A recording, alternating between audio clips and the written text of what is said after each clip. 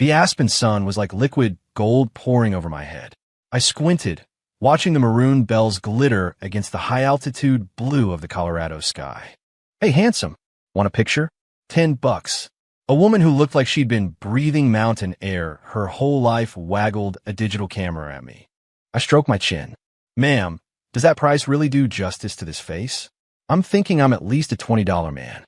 She looked me up and down. "You've got the jawline, kid, I'll give you that. But the sun up here is no joke. Your skin's peeling. I'll give you a discount. 15. I was about to haggle when a dull thud sounded behind me. I turned to see a woman in a designer suit crumpled on the sidewalk, her face as pale as a ghost. "Whoa, altitude sickness got another one," the photographer exclaimed. I was there in 3 strides. The woman was maybe in her late 20s, her makeup flawless. Even unconscious, she radiated a "don't come near me" vibe. Her Birkin bag had fallen open beside her, revealing a neat array of cosmetics and a folder labeled Sinclair Corp Acquisition Proposal. "Ms. Sinclair?" Jenna, a young guy in a suit, sprinted across the street. I was just gone for a second to get some oxygen. I felt for her pulse and shot a look at the panicked assistant. "Don't just stand there. Help me get her into the shade." I pointed to a nearby convenience store. "Go buy a Gatorade." 10 minutes later, the woman stirred in my arms. Her eyelashes fluttered, and she opened a pair of eyes as sharp and dark as a cat's, clouded with a little confusion. "Who are you?" she asked, her voice like whiskey on the rocks. "Your knight in shining armor," I said with a grin. "Figured I'd see if you wanted to repay me with your hand in marriage." She tried to stand, but her legs gave out and she collapsed back against me. I caught a whiff of her perfume, something like cedar mixed with an expensive, unidentifiable flower. "Ms. Sinclair, are you okay?" The assistant rushed back, fumbling with a can of oxygen. "Useless," she snapped at him, then turned her gaze on me. "Earlier. Thank you." I waved it off. "Don't mention it. I do charge, though. Saving a life? Call it 100 grand. Her eyes narrowed. She suddenly reached out and gripped my chin. "You've got a lot of nerve trying to shake down Jenna Sinclair." I finally noticed her nails, painted a dark blood red, like 10 tiny daggers. Her fingers were cold, but her grip was surprisingly strong. "Ow, ow, ow." I yelped. "Kidding. Just kidding. How about you just buy me dinner?" She let go and, to my surprise, she smiled. It was a look that sent a chill down my spine. 3 parts charm, 7 parts danger. "Fine," she said. "As it happens, I need a guide." And just like that, Ethan Hayes, a broke backpacker who'd planned to live on trail mix and cheap beer for a month, somehow became the personal tour guide for the CEO of Sinclair Corp. 3 days later, I was riding shotgun in Jenna Sinclair's G-Wagon on the way to Maroon Lake. She insisted on the best hotels, the most expensive restaurants. Even her portable oxygen cans looked like they were gold-plated. This whole 5-star approach is a desecration of the true Aspen experience, I said, munching on the elk jerky she'd bought. She was touching up her makeup, and her eyes flicked to me in the rearview mirror. "And what, in your expert opinion, is the true experience?" "You're supposed to stay in a hostel, eat from food trucks, hang out with locals around a bonfire, wrap yourself in a blanket, and watch the stars at midnight." I was on a roll. She snapped her compact shut. "Stop the car." The driver slammed on the brakes. Jenna grabbed my arm, hauled me out of the vehicle, and pointed to a ramshackle building with a faded hostel sign hanging precariously from its porch. "Go on, get us 2 rooms." "Il sera here, dumbfounded." "You're serious?" A corner of her mouth lifted. "Wasn't it you who was just talking about the authentic Aspen experience?" That night, we actually stayed in the hostel. Around midnight, a knock on my door startled me awake. I opened it to find Jenna standing there, wrapped in a blanket, her face pale in the dim hallway light. "I'm cold," she said, a rare note of vulnerability in her voice. I sighed and stepped aside to let her in. She went straight to my bed and curled up, wrapping herself into a tight cocoon. I was left to sit on the tiny wooden stool next to the bed. "Aren't you getting in?" she asked, her eyes peering out for the blanket burrito. "Ms.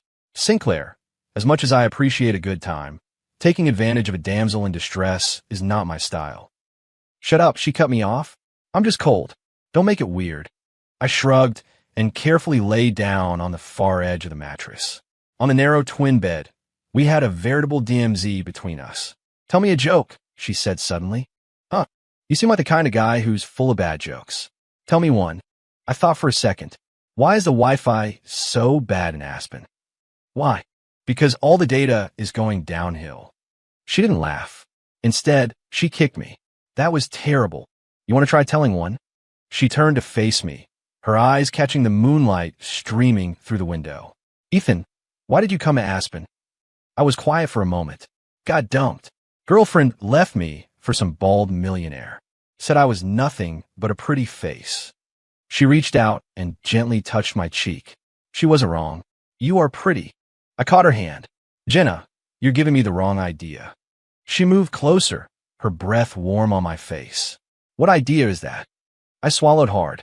That you're about to make me an indecent proposal. She burst out laughing, a genuine, body-shaking laugh. Ethan, you're really something else. The next morning, I woke up to find Jenna wrapped around me like an octopus. I gently tried to move her arm, but she snapped awake, grabbing the collar of my shirt.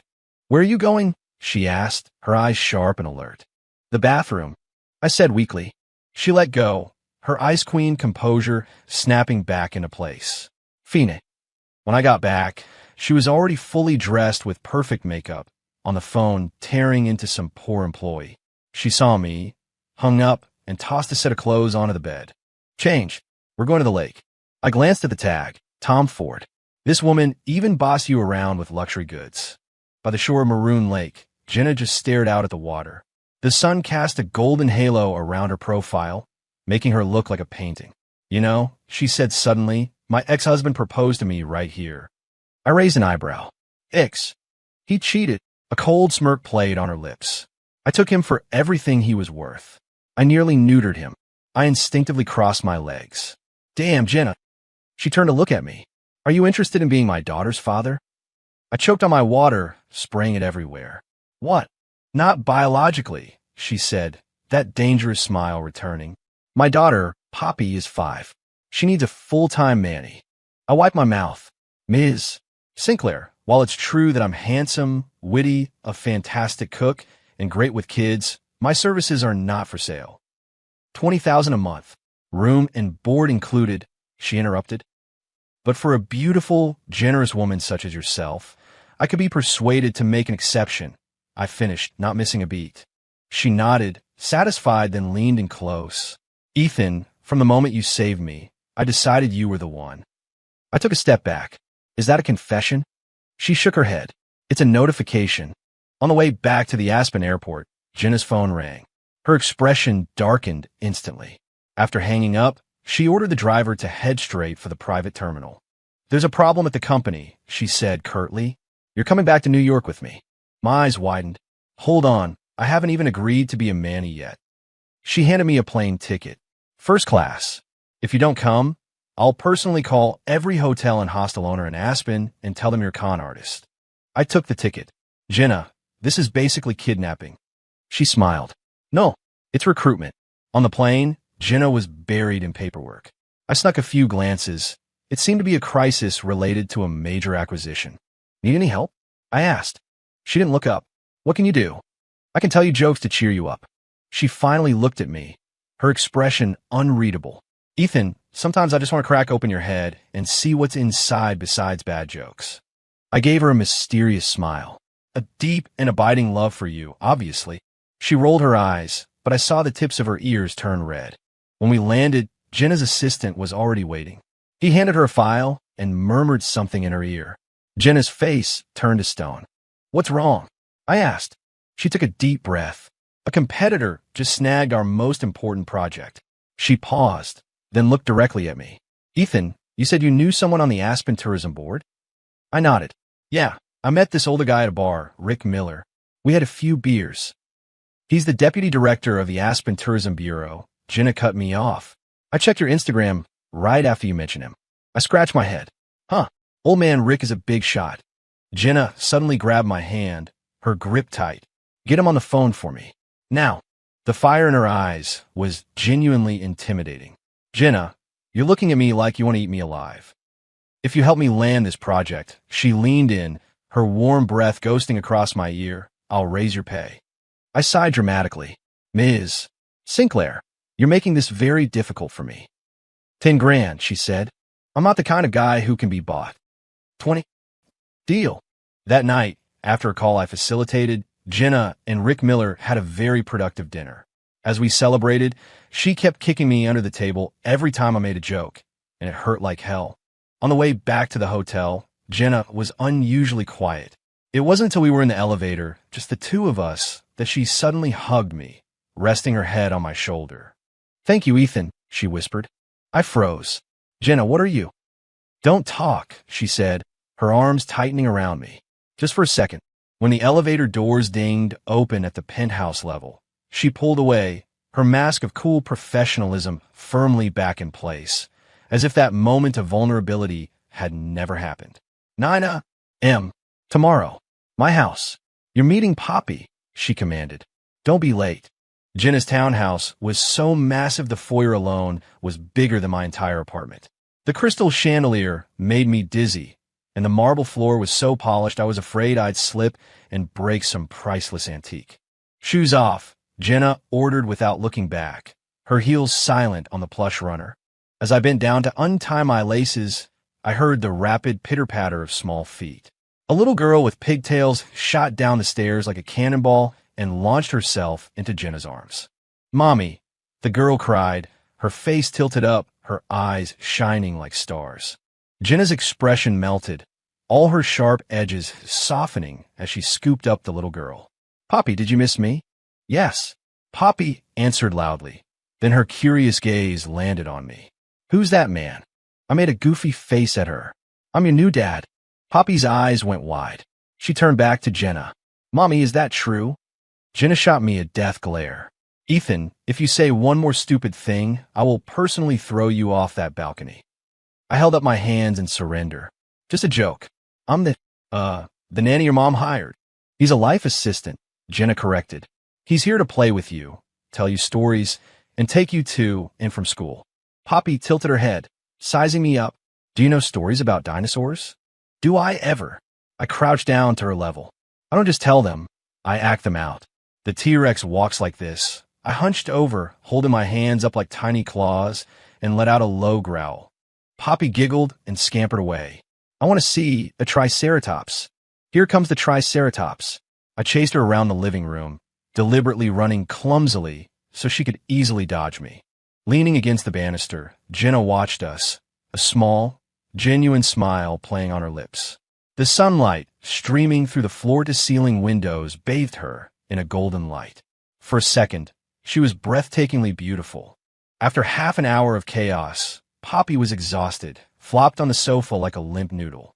I sat on the carpet, breathing heavily, the back of my shirt soaked with sweat. You've got good stamina, Jenna said, handing me a glass of water. I made the right choice. I took the glass, my fingers accidentally brushing against hers. They were ice cold. Is that a compliment, Miss Sinclair? She didn't answer, turning to head upstairs. Get Poppy bathed and put her to bed. You'll take her to preschool at 7 tomorrow morning. Wait, I called after her. Where am I sleeping? She paused and looked back, a smirk on her red lips. With Poppy, of course. There's a sofa bed in the nursery. My jaw dropped. You can't be serious. 20 grand a month for me to be a 24/7 live-in nanny. 30, she said. Starting tomorrow. I immediately shut my mouth. 30 grand a month was enough to live like a king for a year. The nursery was more like a princess's castle than a kid's room. Poppy was already in her pajamas, waiting for me with a picture book. Story time, mister, she said, patting the spot on the bed next to her. I took the book. It was The Little Prince. You could just call me Ethan. Ethan, mister, she corrected stubbornly. Can you sing a lullaby? I cleared my throat and began to sing softly. Hush, little baby, don't say a word. Poppy leaned against my shoulder, her eyelids getting heavy. Her hair smelled sweet, like milk, and her little face was soft and warm. I suddenly understood why people willingly signed up for parenthood. By the third time through, Poppy was fast asleep. I gently laid her down and tucked her in. As I was about to head for the sofa bed, the door creaked open. Jenna was standing there, wearing a silk robe, her hair down and softer than I'd ever seen it. Is she asleep? She whispered. I nodded and tiptoed out of the room, closing the door softly behind me. Good work, Jenna said, handing me a binder. This is Poppy's daily schedule, dietary restrictions, and all the school information. From now on, your phone stays on 24/7. I flipped through the binder. The color-coded, minute-by-minute schedule made my head spin. Jenna, are you raising a kid or training a Navy SEAL? Her eyes narrowed. Is there a problem? Yes, I said, closing the binder. Kids need time to play, time to be bored, time to do things that aren't on a spreadsheet. Jenna crossed her arms, studying me. And you're a parenting expert? I'm a childhood expert, I said, pointing to myself. And when I was a kid, the one thing I hated most was having my whole life planned out. Kids aren't projects, Jenna. She was silent for a moment. So what do you suggest? 2 hours of free time every day after school. She does what she wants, or does nothing at all. Jenna seemed to be considering it. We could try it. She turned to leave, then paused. Oh, and there's a parent-teacher conference tomorrow. You're going. My eyes widened. It's my first day. Exactly, she said without looking back. Go get the lay of the land. The next morning, I was woken up by Poppy bouncing on my stomach, my hair a complete disaster. Ethan, mister, get up, she chirped. We're going to be late. I groaned and fumbled for my phone. 6:30. Your mother is a demon, I muttered, dragging myself out of bed. Dressing Poppy was a battle. She insisted on a dinosaur t-shirt paired with a tutu, and her hair had to be braided just like Elsa. After half an hour of wrestling with clothes and hair ties, the result was acceptable. In the kitchen, the housekeeper had breakfast ready. As Poppy ate her eggs, she asked, Ethan, mister, are you going to stay with me forever? I paused, my knife hovering over a piece of toast. Well, that depends on whether your mom keeps paying me. Poppy's face fell. Mommy's other assistants never last long. Why not? Mommy says they're not good enough, Poppy said, chewing on her fork. But I think it's because they can't handle her when she's mad. I almost choked on my coffee. Your mom does have a bit of a temper. You're not scared of her? Poppy asked, her eyes wide with curiosity. I leaned in and whispered, I'll tell you a secret. When your mom gets angry, she's just a paper tiger. What's a paper tiger? It means she looks scary, but really what? A cold voice asked from behind me. I froze, then slowly turned around. Jenna was standing there, dressed in a sharp business suit, her red lips pressed into a thin line. Really, she's incredibly powerful, I said with a strained laugh. Right, Poppy? Poppy looked from me to her mom, then announced, Mommy, I like Ethan, mister. Can he stay? A subtle change flickered across Jenna's face. We'll see how he performs. On the way to preschool, Poppy was a chatterbox, telling me which teacher was the meanest and which kid always stole the best toys. I mentally filed away the intel, prepping for the conference. The preschool was even fancier than I'd imagined, with a line of luxury cars idling at the curb. In my nicest shirt and jeans, I looked like a delivery guy who'd wandered into a country club. And you are? The teacher asked, looking at the sign-in sheet with a puzzled expression. I'm Poppy's. Father, I blurted out. It felt less weird than saying I was the nanny. The teacher's eyes lit up with understanding. Oh, you must be Ms. Sinclair's new husband. I nearly swallowed my tongue. No, I'm her life assistant. The teacher's expression instantly soured. I see. Well, please have a seat in the back. Once the conference started, I understood why Jenna had sent me. Poppy was apparently a problem child. She didn't like to share, was disruptive during nap time, and had dismantled another boy's toy dinosaur. Poppy is a very bright child, but she lacks a certain respect for the rules, the teacher said delicately. We hope her parents can work with us on this. Other parents shot me pitying looks. I heard someone whisper, it's always a nanny. That Jenna Sinclair never cares about her own kid. Something inside me snapped. I stood up. Excuse me. I'm Ethan Hayes, Poppy's proxy parent. And regarding Poppy's problems, I have a few thoughts. The room fell silent. Even the teacher looked stunned. First, not wanting to share isn't a flaw. It's the development of self-awareness. Second, being disruptive at nap time means she has a lot of energy, which should be channeled into more outdoor activities. And third, taking apart a toy shows curiosity. I used to take everything apart as a kid, and now I'm a mechanical engineer. The silence in the classroom was absolute. I pressed on. Of course, we will work with the school to guide Poppy, but please, let's not crush the positive aspects of these traits in the process. After the meeting, several parents came up to ask for my contact information, telling me how refreshing my perspective was. The teacher looked at me with newfound respect. You're far more professional than the last few assistants. I just smiled modestly, feeling pretty damn good about myself. Maybe I was cut out for this Manny thing after all. Why pick Poppy up? She asked nervously. Did the teacher say bad things about me? I crouched down to her level. The teacher said you were the smartest kid in the whole class.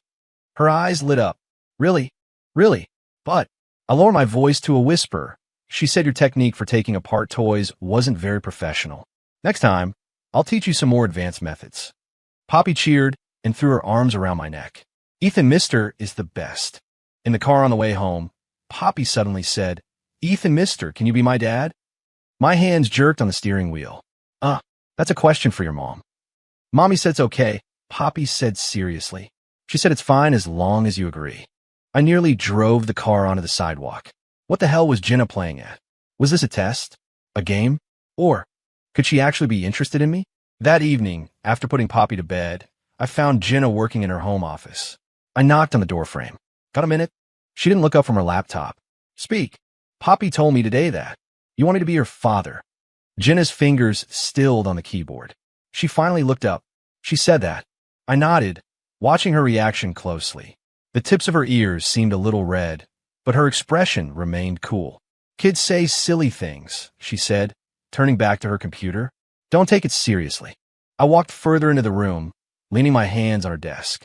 Jenna, let's cut the crap. You hired me for an insane amount of money. Is it really just to be a nanny? She closed her laptop and met my gaze. What else would it be? I thought. I leaned closer to her, that you might have other, less professional intentions. Jenna suddenly smiled that dangerous, captivating smile of hers. Ethan, you're handsome, but you're not handsome enough to make me lose my mind. Then why me? I pressed. And don't say it's because I saved you in Aspen. You could have hired anyone, but you latched onto me. She was quiet for a moment, then pulled a file from a drawer and pushed it across the desk toward me. See for yourself. I opened it and froze. It was a complete background check on me. My college major, my work history, even information about my ex-girlfriend. It was all there. You investigated me? I said, disbelief in my voice. Of course, Jenna said, as if it were the most obvious thing in the world. Did you really think I'd let a stranger near my daughter? I scanned a report and saw two things highlighted. My degree in mechanical engineering and a certificate in child psychology, something I'd gotten on a whim in college that almost no one knew about. I needed someone who could not only play with Poppy, but also teach her, Jenna said. You happen to be a perfect fit. I closed the file, a complicated mix of feelings swirling inside me. So, it was all just a calculation? She stood up and walked around the desk to stand in front of me.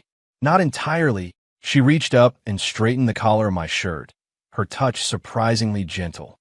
That day in Aspen, I admit I was intrigued. My heart skipped a beat. And now, she suddenly gripped my collar, pulling me closer. Now, you'd better focus on your job, Ethan Mister. Her breath was on my face, smelling faintly of red wine. Our lips were inches apart, suspended in a dangerous, charged space. Jenna, is this considered workplace harassment? I asked, my voice hoarse. She let me go and turned toward the door. Go to bed. You have to take Poppy to school in the morning.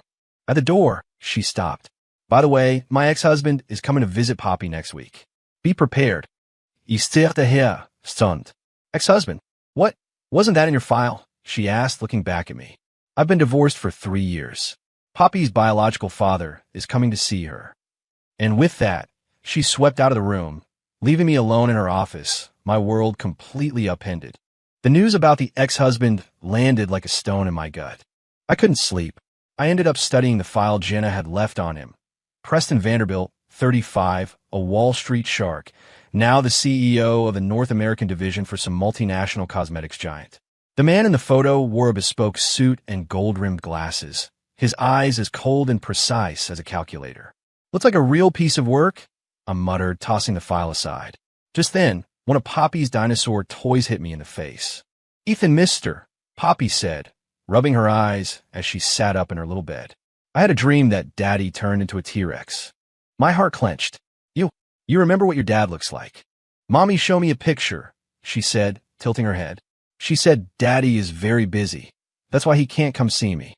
A lump formed in my throat. Jenna was actually making excuses for the jerk who walked out on them. I was about to say something when my phone buzzed. It was a text from Jenna. Preston changed his flight. He lands at 3 p.m. today. Take Poppy to Disneyland. Keep her away from him. I stared at the screen and scoffed. Hide? No way. I was going to meet this guy head on. At 2:45 that afternoon, I was sitting with Poppy on a plush sofa in the lobby of Sinclair Corp. Poppy, dressed in her Elsa gown, swung her little legs back and forth. Mister, I thought we were going to Disneyland. We're playing a game first? I whispered. In a minute, a man with glasses is going to come in. I wanted to call him Daddy, okay? Poppy's eyes lit up. Is it like hide and seek? Exactly, I said, pinching her cheek. But for grown-ups.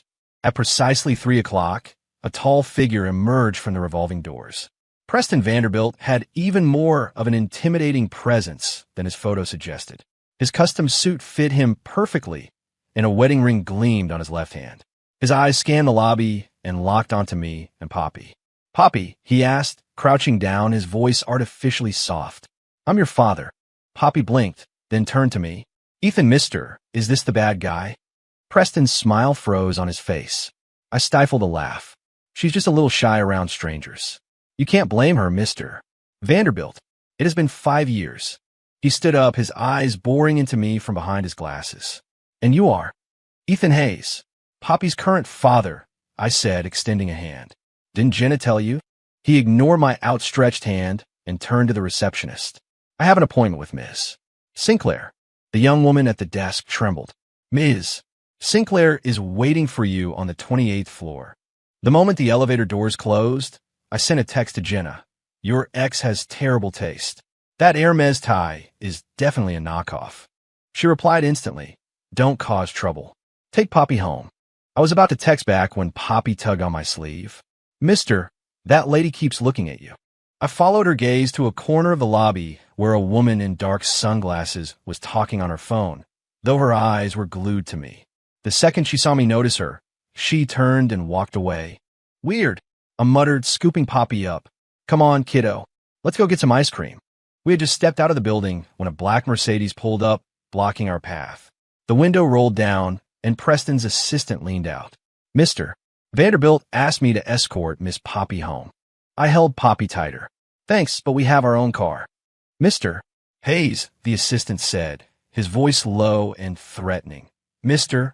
Vanderbilt said that if you insist on involving yourself in his family affairs, he wouldn't mind digging into your past. My eyes narrowed. A threat? Before I could respond, my phone rang. It was Jenna's executive assistant. Mr. Hayes, Ms. Sinclair needs you back in the office immediately. There's been an incident. The atmosphere in Jenna's conference room was thick with tension. The large screen on the wall showed a stock chart, with Sinclair Corp's share price in a nosedive, down 15%.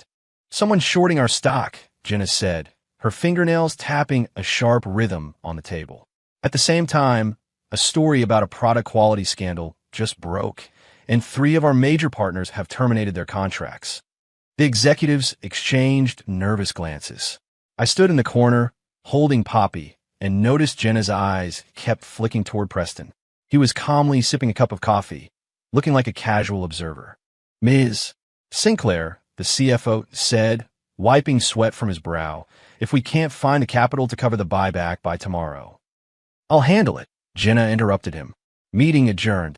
After the room cleared, Preston finally spoke. Need some help, Jenna? That name coming from him made my jaw ache. Jenna gave a cold laugh. Was this your doing? I don't have that kind of power, Preston said, adjusting his glasses. However, I might know who's behind it.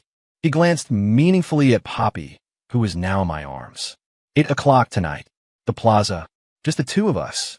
Before Jenna could refuse, I cut in. Sure, why not? I'll come with you. Preston chuckled. I'm afraid that won't be possible. We'll be discussing certain business secrets. He looked at me pointedly. This gentleman doesn't seem to be on your board of directors. He's with me, Jenna said, suddenly linking her arm through mine. Whatever you have to say, you can say it in front of him. Preston's expression flickered for a second before he regained his composure. Very well.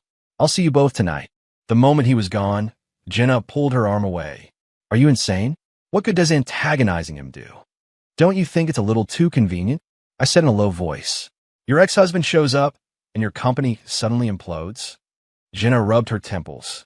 I know him better than you do. Preston never makes a move unless he's certain of the outcome. He's back for one reason. She looked at Poppy, who was now engrossed in a game on my phone. He's here for our daughter. My blood ran cold. What do you mean? His new wife can't have children, Jenna said with a bitter smile. So he suddenly remembered he had a daughter of his own. At 7 that evening, just after the nanny had picked up Poppy, Jenna got an urgent call. The company's main warehouse was on fire. Pull the security footage. Now, she roared into the phone, her knuckles white. I silently draped my jacket over her shoulders. Are we still going to dinner? Yes, she said, her eyes like ice. I want to see how long he can keep up this act. In a private dining room at the plaza, Preston was already waiting. On the table was a platter of bluefin tuna sashimi, Jenna's favorite, and a bottle of her preferred champagne chilling in an ice bucket. I was so sorry to hear about the warehouse, he said with false sincerity. If you need any connections at the fire department, I can help. Jenna didn't touch her chopsticks. Cut the crap, Preston. What are your terms? He leisurely poured a glass of champagne. You have two options. 1. You give me full custody of Poppy, and I'll inject $500 million into your company. I nearly flipped the table. You gotta be kidding me. 2. He continued, ignoring my outburst. You marry the man I recommend. We'll split the company's shares, and we'll raise Poppy together. Jenna laughed. Do you really think I'm the same naive woman you married 5 years ago? Of course not, Preston said. Then his eyes shifted to me. That's why I had to test your weaknesses. He took out his phone and played a recording of my conversation with Poppy from that afternoon. Ethan, mister, is this the bad guy? Poppy's innocent voice was jarring. Preston stopped the recording. Teaching a child to see her own father as a villain. I could sue you for parental alienation. A cold sweat broke out on my back. The bastard had recorded us.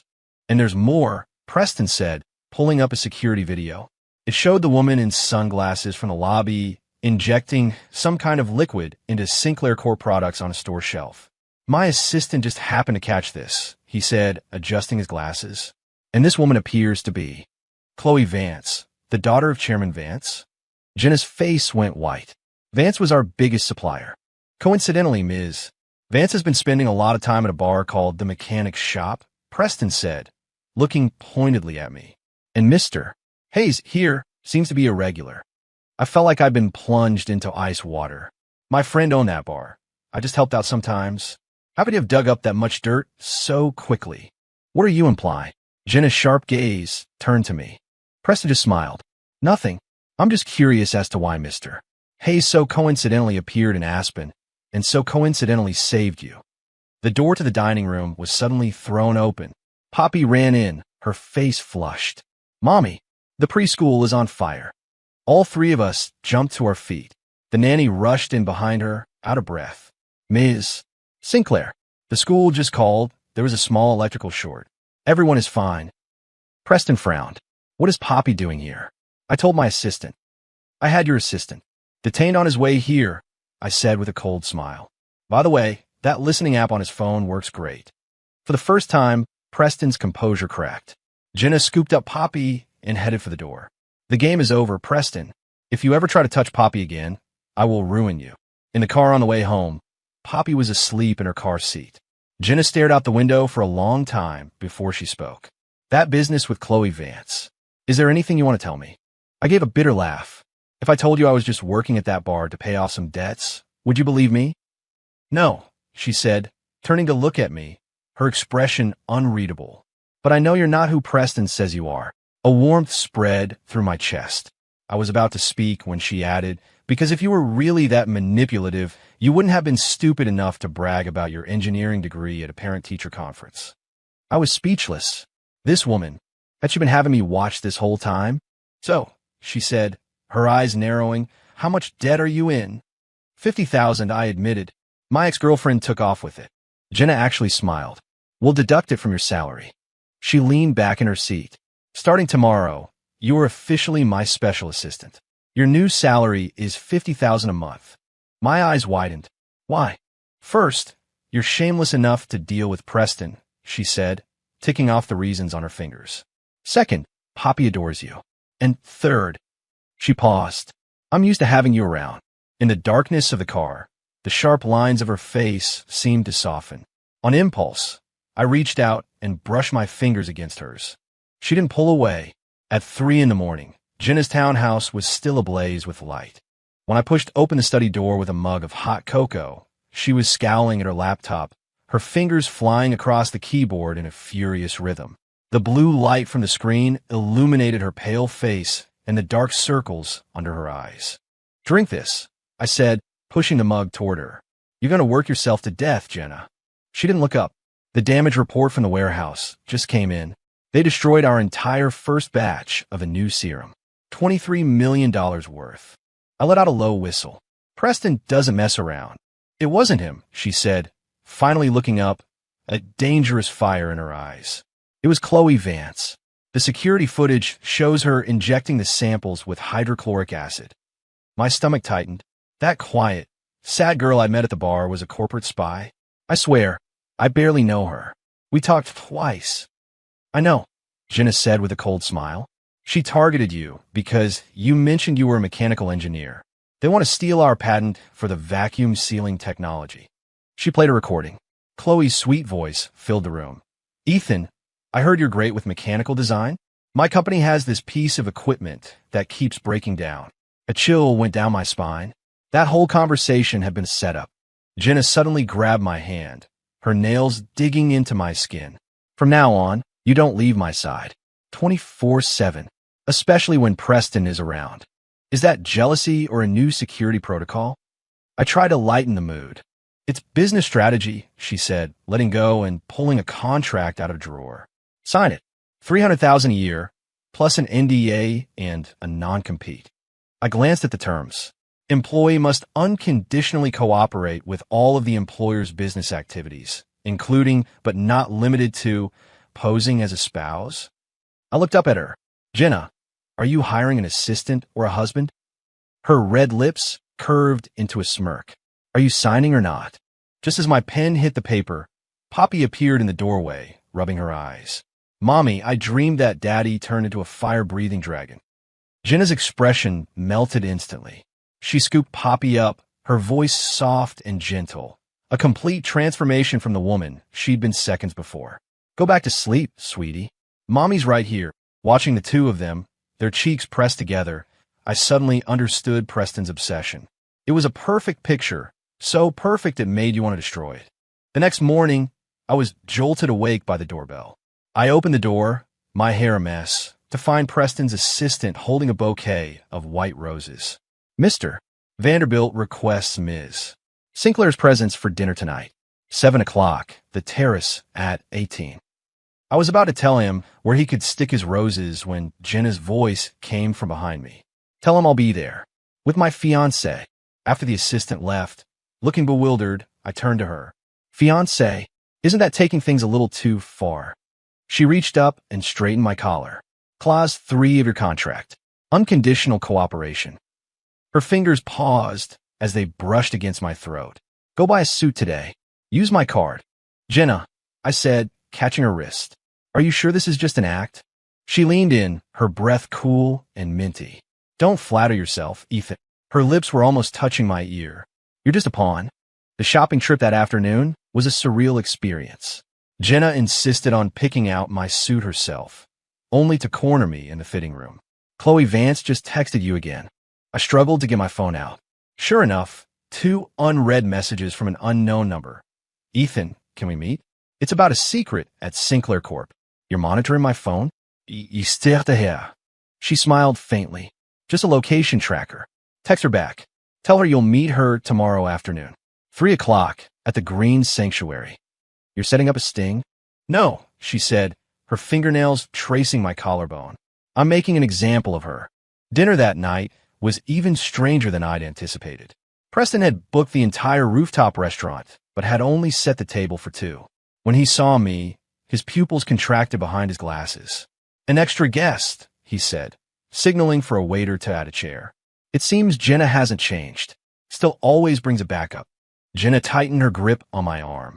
Preston, I'd like you to meet my fiancé, Ethan. She practically spat the word fiancé. Preston actually laughed. Interesting. 5 years ago, you told me you hated slick, fast-talking men. He turned to me. Do you know why she divorced me? Because for her birthday, I bought her a penthouse, and she wanted a diamond. Shut up. Preston, Jenna hissed, her fingers digging into my arm. It took me years to understand, he continued, leisurely cutting his steak. She doesn't want things. She wants absolute control. He looked up at me. For example, I'm sure she has some kind of spyware installed on your phone right now. A cold sweat trickled down my back. How did this guy know everything? Get to the point, Jenna said, her voice like ice. What will it take for you to stop? Preston pushed a file across the table. It's simple. Give me custody of Poppy, and I'll give you a $500 million bailout and tell you who's really pulling the strings. I shot to my feet. You wish. Sit down, Jenna said, tugging on my sleeve. He's just trying to provoke you. She looked directly at Preston. You think burning my warehouse and shorting my stock is enough to make me give in? Preston shook his head. Jenna, you still don't get it. The person behind Chloe is with L Group. They don't just want your patent. They want all of Sinclair Corp. He gave me a meaningful look. And this Mr.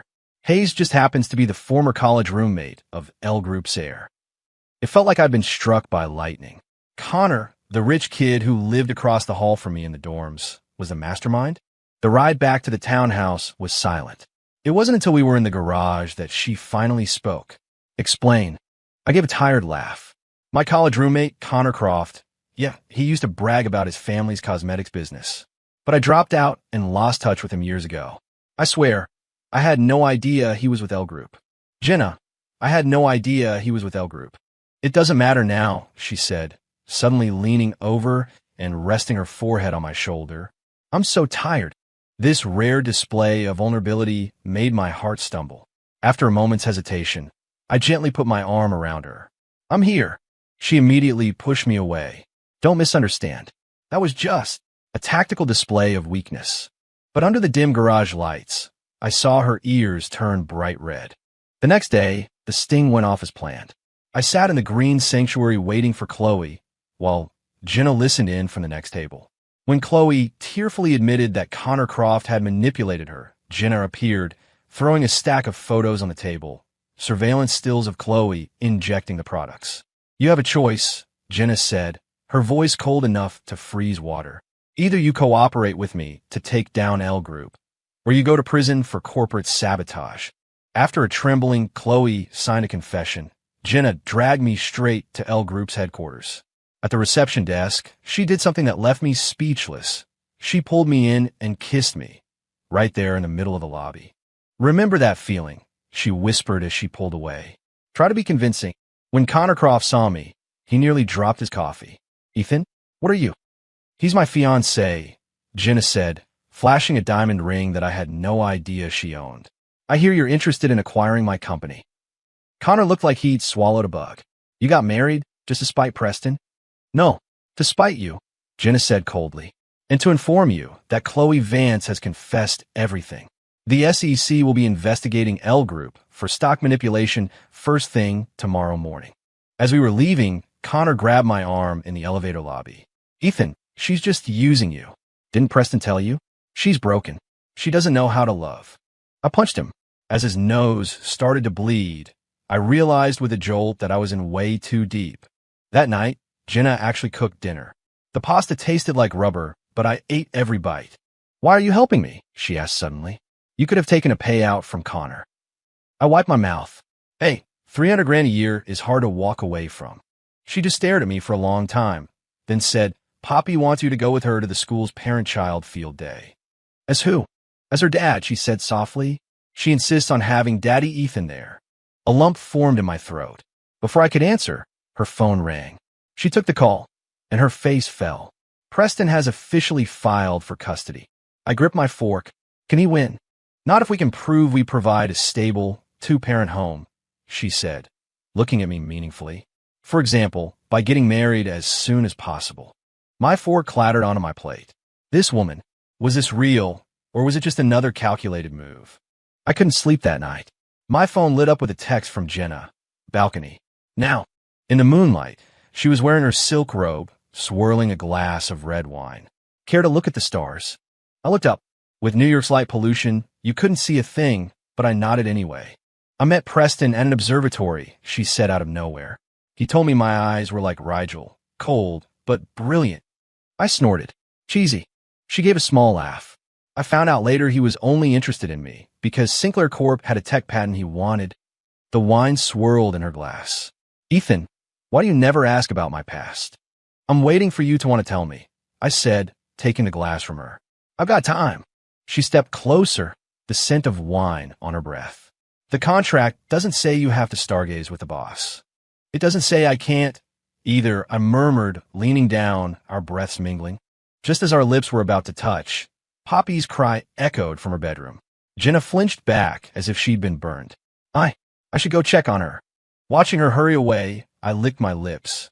The wine was sweet, but not as intoxicating as the panic I'd just seen in her eyes. The next morning, I was frying eggs when Jenna came into the kitchen, already dressed in a sharp power suit. We're going to get our marriage license today. The spatula slipped from my hand. What? It's a fake out, she said, her face unreadable. To deal with the custody suit. Our assets are already firewalled in a prenup. You won't get a dime when we divorce. I turned off the stove. Jenna, that's not how you propose. Oh, and how should I do it? She asked, raising an eyebrow. Get on one knee. I pinned her against the refrigerator, my hand flat against her chest, feeling her heart hammer against my palm. You could start by admitting you actually like me a little. Her eyelashes fluttered. You're delusional. You're a terrible liar, I whispered, leaning in. Last chance. Will you marry me? Yes, she said, suddenly tilting her head up and kissing me. But you have to promise to tell Poppy a dinosaur story every night. I wrapped my arms around her waist, pulling her tight. Deal, Mrs. Sinclair to be. The ink on the marriage certificate was still wet, and I was already having second thoughts. Outside City Hall, Jenna stuffed the certificate into her Birkin bag with the same finality she'd used to shred a hostile takeover bid. Remember, this is a business arrangement, she said in a low voice. You need to make it look convincing whenever Preston's around. I loosened my tie. Jenna, if you don't win an Oscar for that performance in there, you were robbed. The way she'd leaned her head on my shoulder for the photo. She looked like a woman completely, utterly in love. Poppy launched herself at me from the nanny's arms, her face flushed with excitement. Daddy Ethan, are we a real family now? I crouched down to her level. We sure are. Now I can officially tell you dinosaur stories whenever I want. Yay. She hugged my neck, then whispered in my ear, Mommy tried on 3 wedding dresses last night. Jenna's ears turned crimson. Poppy Sinclair. In the car, Jenna's phone wouldn't stop ringing. After the 5th call, she rubbed her temples wearily. L Group reported us to the SEC for financial fraud. Connor's revenge? I asked, gripping the steering wheel. It's more than that, she said, pulling up an email. Preston just bought 5% of Sinclair Corp stock. He's now our 5th largest shareholder. I slammed on the brakes, the tires screaming. Where did he get that kind of cash? He leveraged his stock options at L Group, Jenna said with a cold smile. He's really going all in to get Poppy. From the back seat, Poppy's small voice piped up. Is Daddy going to take me away? The car went silent. I saw in the rearview mirror that Jenna's hand was clenched into a fist, her knuckles white. No, he's not, I said, reaching back and covering her hand with mine. No one's going to break up the 3 of us. The words came out so naturally they surprised even me. The 3 of us. When had I started thinking of us as a unit? Jenna's hand trembled under mine, but she didn't pull it away. That night, the townhouse was a hive of activity. Lawyers shuffled in and out of the study while I sat in the living room with a sleeping Poppy in my arms, feeling like an outsider. At 2 a.m, the last lawyer finally left. Jenna collapsed onto the sofa, kicking off her heels. Are we going to lose? I asked, handing her a glass of warm milk. She didn't take it. Instead, she grabbed my wrist. Ethan, I need you to do something for me. Tax evasion is a no. Murder is a maybe. I need you to get close to Chloe Vance, she said, her eyes glinting. Her father has the evidence that proves L Group cooked their books. I yanked my hand back. You want me to seduce her? 30,000, she said, holding up a finger. As a bonus. Do I look like the kind of guy who sells his body for money? 50. Deal. A triumphant smile crossed her face. She pulled a black Amex from her purse. Go buy some decent clothes tomorrow. I picked up the card and leaned in close. Shouldn't you come with me, honey? Help your husband pick out an outfit. She smacked my face away playfully. Don't get too into character. But as she turned, I saw the corner of her mouth twitch into a smile. The next day, I ran into Chloe at the Green Sanctuary. She looked worse than before, with dark circles under her eyes. Ethan, she said, her voice trembling. L Group has my father. They're holding him hostage. My heart pounded. This was the opposite of what Jenna had told me. Chloe shoved a USB drive into my hand. This has proof that Connor and Preston are working together. Please, you have to help my father. As I reached for the drive, I saw a reflection in the window. Someone was taking pictures. In a split second, I pulled Chloe into a hug, angling our bodies to make it look like a passionate kiss. Play along, I whispered. You're being watched. Chloe froze, then burst into tears, burying her face in my shoulder. It was a convincing performance. As soon as I left, I tried to call Jenna, but it went straight to voicemail. That was odd. She never turned off her phone. Back at the office, her assistant told me she'd gone to meet Preston. A sense of dread washed over me. I raced to his private club. I found him in a private room. When I burst in, I heard Preston say, "Just sign over the vacuum seal patent, and I'll drop the lawsuit." A document lay on the table in front of Jenna. A pen was poised over the signature line, her hand shaking slightly. "Don't sign it." I lunged for the document. Chloe gave me this. I held up the USB drive. It's proof they're working together. Preston's face darkened. Security. Two huge guys grabbed me. But Jenna shot to her feet and stomped her stiletto heel down hard on one of their feet. As he yelped and loosened his grip, she grabbed my arm and we ran. "The car's at the back entrance," she yelled, her hair flying behind her. It was like a scene from an action movie. We scrambled down a fire escape, hid in a dumpster to avoid security, and finally jumped into the sports car she'd left parked in the alley. As the engine roared to life, I gasped for breath. "You knew it was a setup?" "Of course," she said, expertly navigating the narrow alley. "Did you really think I would sign that?" "Then why?" "For this." She pulled a tiny recording device from her bra. Preston, on tape, admitting his partnership with L Group. "Esther de Hair. You had this planned all along." "Naturally," she said with a smug quirk of her eyebrow. "I just didn't expect you to come bursting in to play the hero." I let out a laugh that was half exasperation, half admiration. "Jenna, your scheming is on another level." "Oomph." She leaned across the console and kissed me. It was sudden and fierce, tasting of mint and the faint, metallic tang of blood where she'd bitten her lip during our escape. "Your reward," she said, slightly breathless, "for a stellar performance." I touched my lips. "I don't think this was in the contract." "We'll add a new clause," she said, her ears glowing red as she put the car in drive. "We can sign it when we get home." That night, after Poppy was asleep, Jenna was in her study, listening to the recording on a loop. When I came in with 2 glasses of wine, she was staring blankly at her computer screen. "Find anything?" I asked. She pulled up a financial statement. "Preston's ownership percentage in L Group is off. Based on these numbers, there's no way he could have leveraged that many options." I leaned over her shoulder, and a familiar name on a list of wire transfers caught my eye. Connor Croft's private account had been making regular, massive payments to a Julian Croft. Julian Croft. I frowned. That name sounds familiar. Jenna's face went pale. "My first husband." The air in the room turned to ice. I suddenly remembered Preston's cold, triumphant gaze outside City Hall. It wasn't jealousy. It was the look of a man whose conspiracy had succeeded. "They're working together," Jenna said, her voice shaking. "From the very beginning. Julian was the one pulling the strings." I finally understood why Chloe said her father was being held hostage. Julian must have his family, too. The study door creaked open. Poppy stood there, rubbing her eyes. "Mommy, I dreamed Daddy turned into the big bad wolf." Jenna rushed over and hugged her, her shoulders trembling. I walked over and wrapped my arms around both of them. "It's okay," I said, kissing the top of Poppy's head. "Daddy Ethan is here. The big bad wolf can't get in." Poppy quickly fell back asleep in her mother's arms. Jenna looked up at me, a vulnerability in her eyes I had never seen before. "Ethan, I think I've really dragged you into my mess." I smiled softly. A little late for regrets, don't you think? I'm serious, she said, her hands gripping my shirt. Julian is 10 times more dangerous than Preston. You can still walk away. I took her hand in mine. Did you forget, Ms. Sinclair? We're married. I wiggled the plain gold band on my left hand, the legally binding kind. Her eyes welled up with tears. It's fake. Some things that are real can't be faked, and some things that are fake, I leaned down and kissed her, can become real. I couldn't sleep. I found Jenna on the balcony, turning her wedding ring over and over in the moonlight. Can't sleep either? I asked, coming up beside her.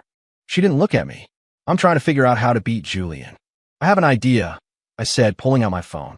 Connor Croft has a skeleton in his closet from college, and I have the key. Jenna raised an eyebrow. I am listening. He plagiarized his senior thesis, I said with a grin, and I kept a copy of the original. She shook her head. A scandal like that won't be enough to take down L Group. What if you add financial fraud and corporate espionage to the mix? I said, plugging in the USB drive Chloe had given me. Everything on here is enough to put them away for a long time. Jenna reached out and cupped my face in her hand. Ethan, why are you doing all this for me? In the moonlight, her eyes were like 2 deep pools I could drown in. Maybe, I said softly, I kind of like being Poppy's dad. Just Poppy's? She asked, taking a step closer. I backed her against the railing. And maybe, I kind of like you too. Her breath hitched. Kind of, a lot. I whispered, our noses touching. The kind of lot that makes a guy want to take on the world for you. This time, she kissed me first. The night wind swirled around us, carrying the scent of jasmine. Our shadows merged in the moonlight, becoming one. The next morning, I woke up in Jenna's bed. She was already dressed, buttoning her silk blouse. On the pale skin of her neck, there was a faint red mark. You're awake? She asked, not turning around. I have a meeting with the SEC today. You should. I wrapped my arms around her from behind. Good morning, wife. Her body stiffened for a second, then relaxed into my embrace. Don't get cocky, but in the mirror, I could see she was smiling. At the breakfast table, Poppy looked from me to Jenna and back again. Mommy, you look so pretty today. Jenna choked on her coffee. Eat your eggs. Daddy, Ethan, Poppy whispered, leaning conspiratorially toward me. Did you tell Mommy a dinosaur story last night? A mosquito bit her neck really big. I had to bite my cheek to keep from laughing. Jenna's ears were the color of a ripe tomato. She shot me a look that could kill. The breakfast was chaotic, but it was warm. For a moment, it felt like we were a real family. Then the doorbell rang. It was a courier with a court summons. Julian Croft was suing to have her marriage annulled on the grounds of fraud. He's getting desperate, Jenna said with a cold smile, tearing the summons in half. That means we're doing something right. I put my arms around her waist. What's our next move? Your command is my wish, Mrs. Sinclair Hayes. She leaned back against me and said softly, first we take Poppy to school, and then we go pay Julian a visit. The sun streamed through the window, warm on our backs. The woman in my arms was soft but strong, and in the background, Poppy was humming a tune about a triceratops.